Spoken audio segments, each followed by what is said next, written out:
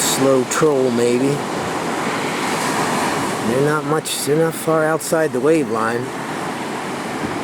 The surf isn't that big today, and those guys have been known to take on the shoals at 6 to 8 feet.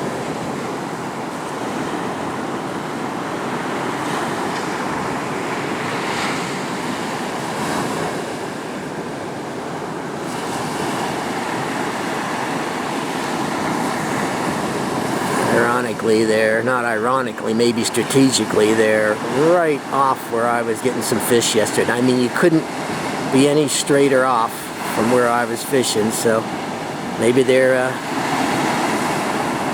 marking something out there.